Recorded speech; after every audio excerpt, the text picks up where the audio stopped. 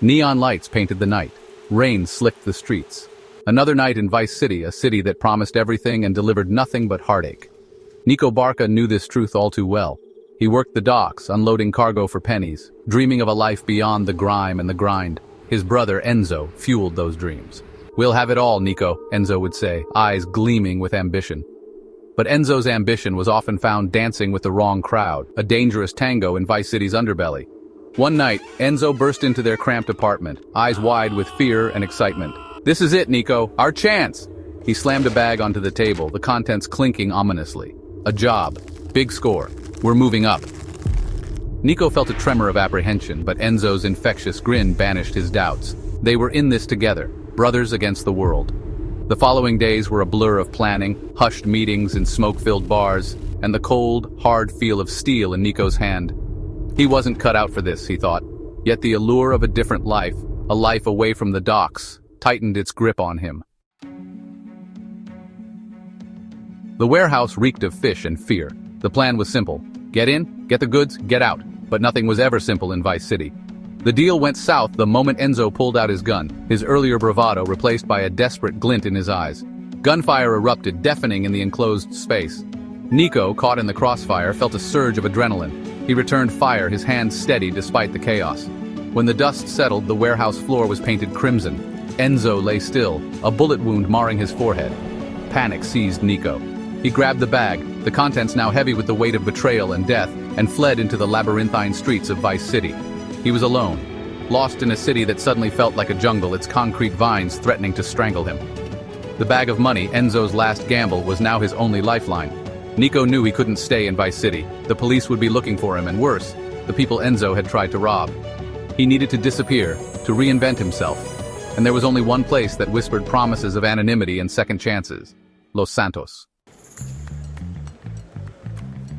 Los Santos shimmered under the California sun, a city of dreams built on a foundation of broken promises. Nico, now calling himself Nick, tried to outrun his past, burying himself in the city's relentless energy. He found work as a mechanic in Little Seoul, his calloused hands finding solace in the familiar feel of engines and grease. One scorching afternoon, a sleek, cherry-red sports car roared into the garage, driven by a woman whose beauty was matched only by the glint of steel in her eyes. "You, Nick?" she asked, her voice laced with a smoky allure. "I've heard you have a way with engines and discretion." Her name was Valeria, and she was trouble wrapped in a designer dress. She ran with a crew that specialized in high-stakes heists, stealing from the rich and corrupt who littered Los Santos's glittering landscape. The money was tempting, the adrenaline rush a dangerous drug. He tried to resist, to cling to the fragile facade of normalcy he'd built. But the past, like a shadow, always seemed to find him. And deep down, a part of Nick craved the chaos, the thrill of living on the edge.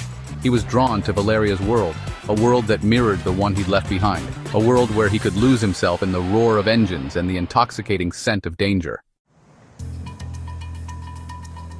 The Diamond Casino and Resort towered over the Los Santos skyline, a beacon of opulence and vice. It was Valeria's biggest score yet, a daring heist that promised to make them legends.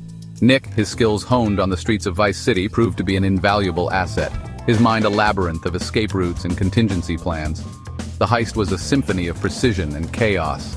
They infiltrated the casino under the cover of a charity gala, their expensive clothes and carefully crafted smiles masking their true intentions.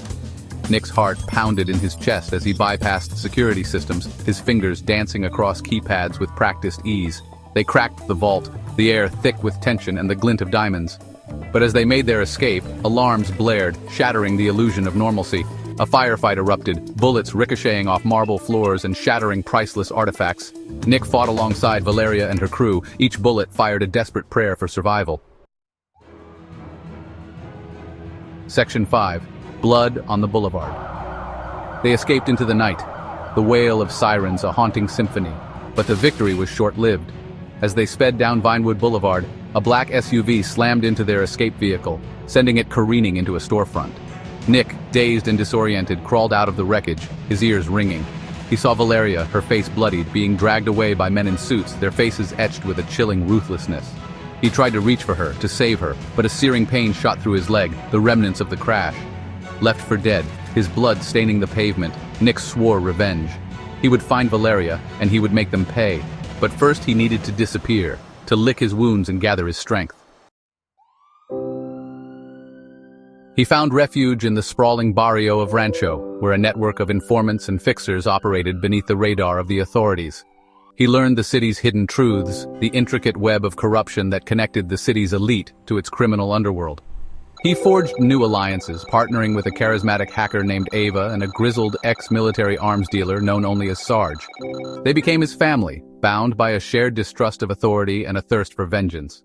They pulled off a series of daring heists, targeting those responsible for Valeria's disappearance.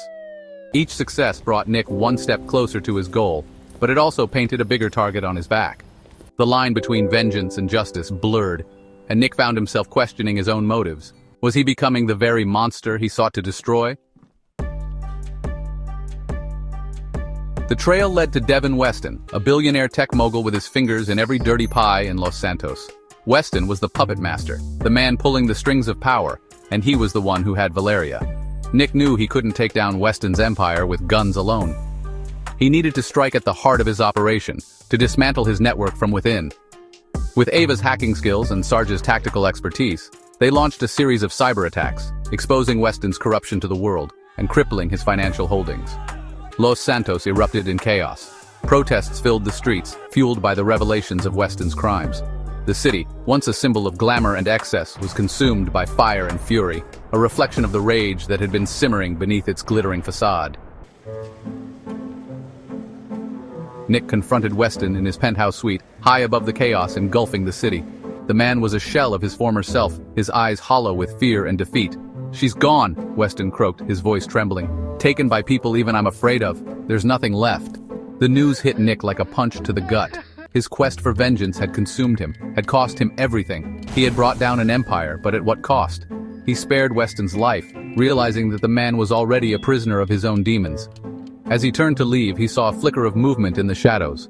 It was Valeria, battered but alive, her eyes filled with a mixture of relief and resignation.